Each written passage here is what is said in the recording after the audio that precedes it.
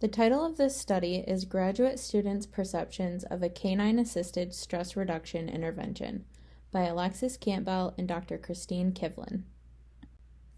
Several on-campus canine-assisted stress reduction programs are implemented to support undergraduate students. However, there has been little research that has explored canine visitation with graduate students pursuing advanced degrees. Part 1 of the study was a randomized controlled trial that analyzed quality of life, stress, anxiety, and occupational performance. This is a qualitative counterpart to that study, which further explored the experiences and viewpoints of the participants after participating in a 6-week canine stress reduction intervention. The participants interacted with a volunteer dog handler team in groups of 3 to 5 for a total of 35 minutes once a week for 6 weeks. Upon conclusion of the intervention, participants were asked a series of open-ended questions including the following. Why did you participate in a canine-assisted stress reduction study? In one word, describe how you felt before and after sessions. And what are 3 words that describe therapy dogs? In response to the question, why did you participate in canine-assisted stress reduction study, content analysis of responses revealed participants' motivation reflected in 3 major themes. The first being stress reduction to combat the pressures of graduate school, listed by 42% of participants, with examples of quotes that fit this theme, including, I participated to relieve some stress through the first semester of grad school, Group 10, Participant 5, and I've been feeling stressed about the amount of schoolwork this semester and wanted an escape, Group 13, Participant 1. Another common theme reflected by 35% of students is reporting that they wanted to spend time with the therapy dogs.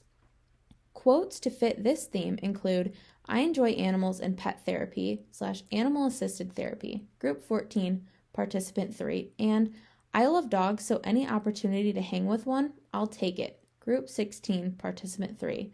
And the final theme, reflected by 13% of participants, was wanting to contribute to research, with some examples of quotes to fit this theme, including, I've never been a part of someone's research before, and I found this particular study very interesting.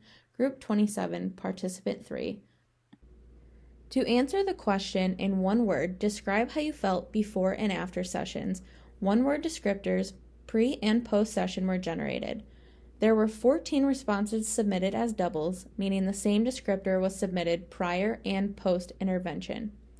Frequency distribution revealed prevalent pre-visit descriptors, including 66% of participants submitting the word stress, 53% of participants submitting the word anxious, 28% of participants submitting the word tired, and 13% of participants submitting the word worried.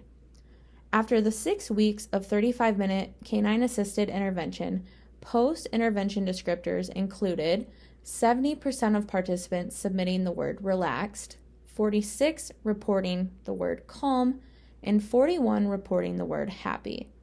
An interesting comment to point out here is that participants were simply asked the question in one word, describe how you felt. So, it was pretty remarkable that there was such a high agreement in word choice when the participants were not limited to a list of words and instead could write in any word that described how they felt. When asked, what are 3 words that describe therapy dogs, the most common adjectives used included calming, reported by 52% of participants, relaxing, reported by 25% of participants, loving, reported by 23% of participants, and both friendly and happy being reported by 20% of participants.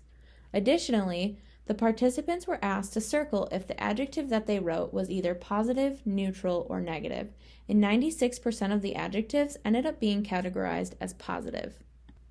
In reviewing the results of this study, findings suggest parallels between experiences of undergraduate and graduate students about stress, therapy dog appeal, and the benefits that contribute to well-being and overall quality of life. It's important to note that participants in this study were health science students, and reducing their stress during their training can help to ensure that they are well trained during their program, as reduced stress can help to create optimal learning conditions, as well as optimal conditions and coping mechanisms when becoming practitioners. For future implications, I think it's important to note that a stress-free learning environment can lead to opportunities for maximizing occupational performance as a student within the classroom, which could lead to greater academic achievement and overall success. Additionally, as graduate level students, it can often be difficult managing and coping with our mental health, both in and out of the classroom. Future research could consider the inclusion of canine-assisted intervention as part of things like counseling services that are offered to students. Thank you for your time and attention today as you listen to this presentation. I look forward to hearing any questions that you might have pertaining to this research.